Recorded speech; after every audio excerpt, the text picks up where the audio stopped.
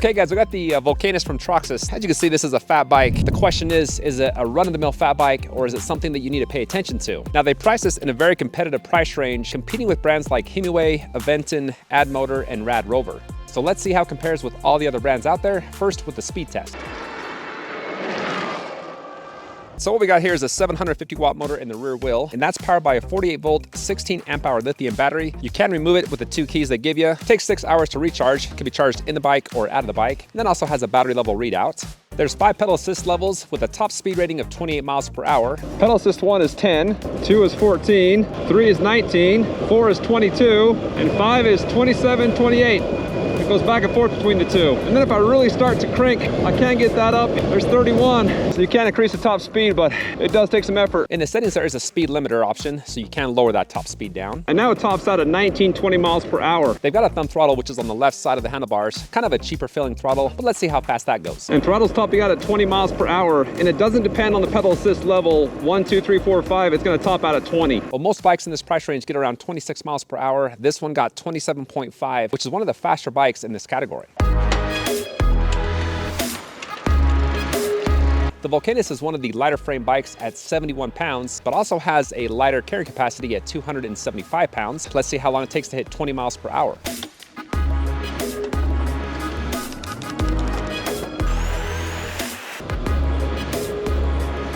Typically what I see in this price range, it takes about 10 seconds to hit 20 miles per hour. So this is just about average for acceleration. Next, let me show you how reactive the pedal assist and the throttle are. As far as the pedal assist sensitivity from a standstill, here we go. There's about a half a revolution before the power kicks on. And then cruising around 15, 20 miles per hour if I stop it.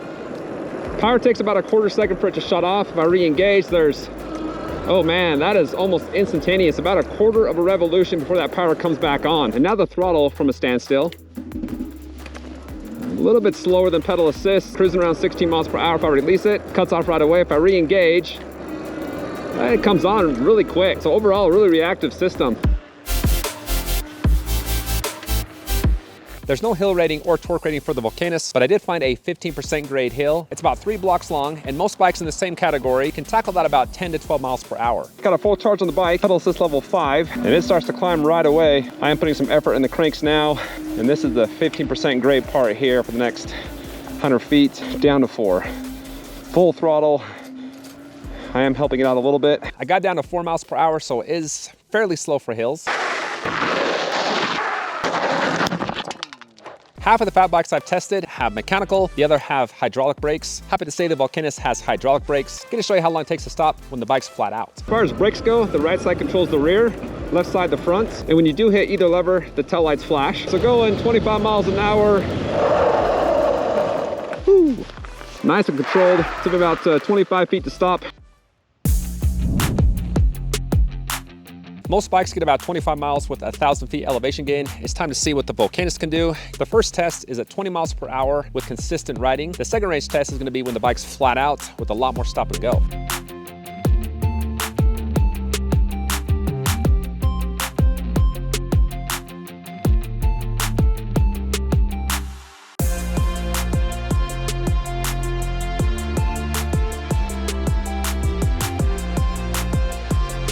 Range test 1 is complete. The battery did die, and about a half a mile before it died, that's when the power finally started to drain. I was hitting the same top speed at a full charge as I did when the battery was almost dead. So it's got awesome power consistency, and each battery bar hit about 6 to 7 miles. So my app recorded 33.71 miles with 1,019 feet elevation gain. Now 33 miles is one of the best ranges I've seen for a bike in this price range. Gonna charge it back up and do range test number 2.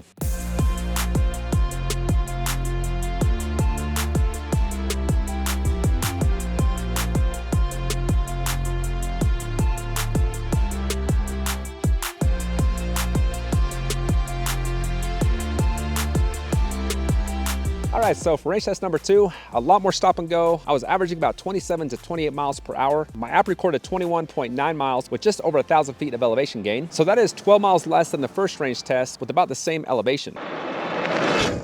Okay, well, as far as specs, stats, things like that, they say it can fit a rider 5'2" up to 6'4". There's 2 screws underneath the saddle, and you can move that forward or back. And you got about 3-4 inches. So with the all the way forward, that does increase my posture a little bit higher. I don't have to reach over as far to grab the handlebars, so it's more of a relaxed posture rather than more aggressive if I did push this all the way back. But even with the front or all the way back, it still is a very stable bike. All right, so very easy to ride this without any hands. One of the better balanced bikes in this price range. This is just phenomenal. As far as the cockpit goes, there's a 24-inch span on the handlebars, so you got nice control and handling. So this has your traditional fat bike handling, kind of heavier. You know, you turn, you can kind of feel it. It's like rocking a boat. I like the size of the grips. They put a nice filling pad on there, and they are stationary. There's an 8-speed shifter. So going down, I can do about 3 gears with 1 push.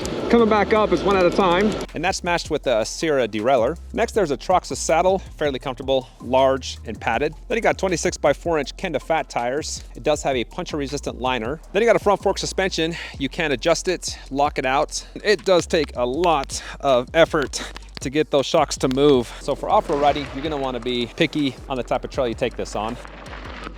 I like the size of the LCD screen, pretty big, can easily be seen. Control pad on the left, plus and minus to change the pedal assist levels. On the right is the headlights. Pretty nice looking and bright headlight in the front, just behind the screen. I do like the tail light placement coming off of the rear fork. The I button in the middle will change the readouts. And then to access the events settings, just hold down the I button. And that's again where you can change the speed, set the auto off timer, and then adjust the LCD brightness level. It is set to the highest level. All right, guys, well, my favorite feature with the Volcanus has got to be the pedal assist reaction time. It is just quick and fast, something that you would see on a higher end bike. And then also you got a killer range when you're just cruising at 20 miles per hour. So thanks for watching. Hopefully you enjoyed the review, and I'll see you next time.